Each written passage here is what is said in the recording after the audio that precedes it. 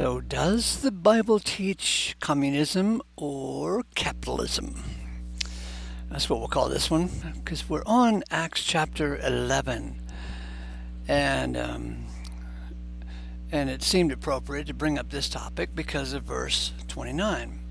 In the King James Version, it says, Then the disciples, every man according to his ability, determined to send relief to the brethren which dwelt in Judaea, which they also did, and sent it to the elders by the hands of Barnabas and Saul.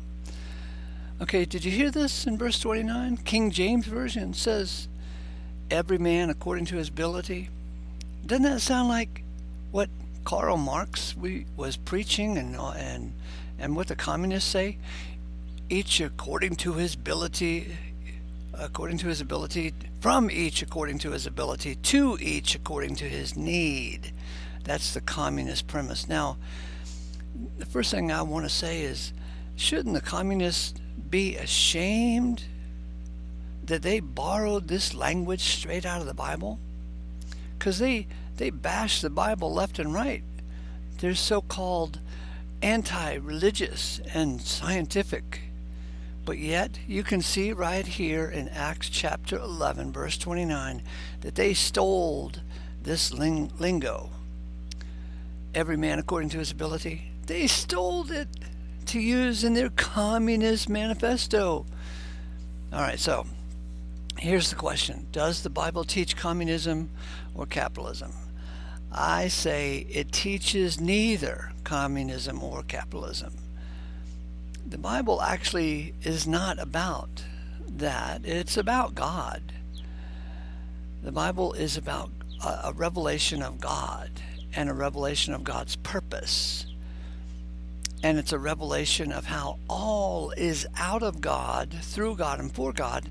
And finally, it's a revelation about how God will be all, in all. Okay? Now, truthfully, you can find all kinds of crap in the Bible because there's some 800,000 words in the Bible.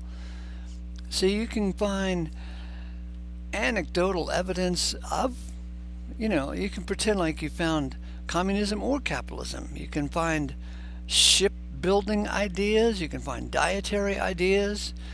You can find relationship, marriage advice out of there. But it's not really all about those things. It's about God and his purpose. And so if you're looking for specific instructions on how to build a ship or how to have your diet proper or how to train your children, you can find all that stuff in the Bible, but it's not really about that. It's about God. And you're mistaking. It's a mistake to use the Bible like a handbook for life. It's really a handbook on God's love of his Son and where he's going with this whole creation business. Okay? Anyway, I just think it's cute that the communists steal the phrase right out of verse 29, Acts chapter 11, verse 29. Every man according to his ability. They're busted. So there's two instances of what appears to be communism in the Bible, and that's when over in the church in Jerusalem and then the church in Antioch, they have elements that look like communism, and but it was a temporary thing. You could find more arguments for a capitalist idea in the Bible than you can for communist ideas. And the two elements of communism was when the church in Jerusalem grew so big so fast, right after a religious holiday when God started moving among the people and the church grew to 5,000 or larger, and they had to take care of people because there was so many visitors to the town that got involved with the church. They didn't have time to establish themselves, get a house, pay for rent, get a job, and that type of stuff. So they moved temporarily into what looked like communism, And then also here in Acts chapter 11, one of the prophets in Antioch indicated that a famine was coming on the earth. He prophesied about a famine coming on the earth. And so the disciples determined to send relief from Antioch over to Judea. And so it says every man according to his ability determined to send relief. And that is another hint at a communist lifestyle, or a communist where everybody shares all in common, right?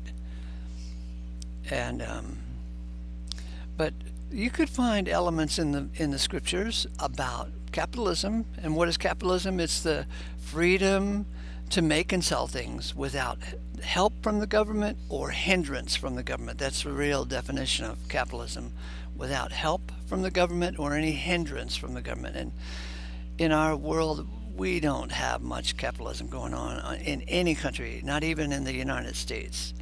There's all kinds of help from the government for various industries and hindrances from the government in various industries. And so it's not capitalism at all. It would be called what? Corporatism or fascism. But the two extremes here is communism and capitalism.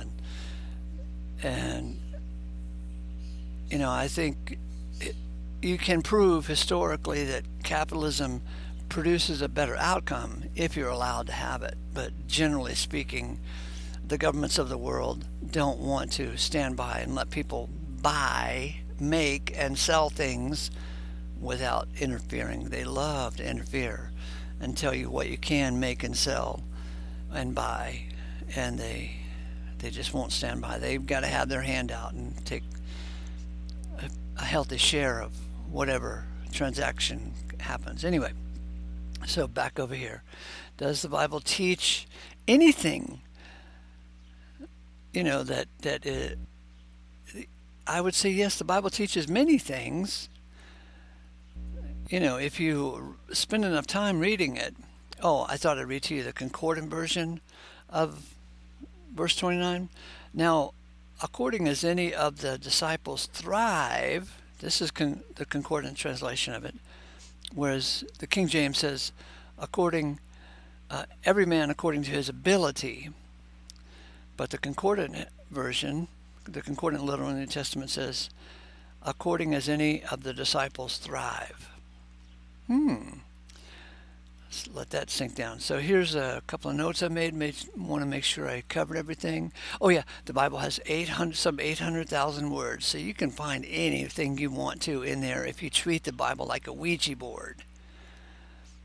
Dishonestly, just searching around for whatever fancies you, but you won't find what the Bible's real message is by doing it that way. The Bible's real message is Romans 11:36, that all is out of God, through God, and for God. And 1 Corinthians 15:28, that one day God will be all in all. So you can find dietary advice, building advice, cultural life, weights and measures about gold and silver and money, hard money. What's this? If you have never thought about this, there's a passage, at least one passage in the Old Testament about weights and measures, and it's about how if you take a gold coin or silver coin and pollute it with really cheap metal, you're actually a liar. You're a thief. You're stealing the true value of the gold coin and the silver coin by giving the person a coin that has not much weight of gold or silver in it. You're a thief and a liar. Anyway, there's elements in the Bible about hard work and how to deal with widows and orphans. But really, the Bible is about God's purpose, and it's about God and His Son. What a love affair is going on there, and how God will be all in all, and how all is out of Him and through Him and for Him. Okay, there you go. And one more time, I want to say this. You communists out there who hate the Bible, look at this. Every man according to his ability. Ha! You guys stole that phrase right out of the Bible. Shame on you, little punks. All right. Grace to you. Amen.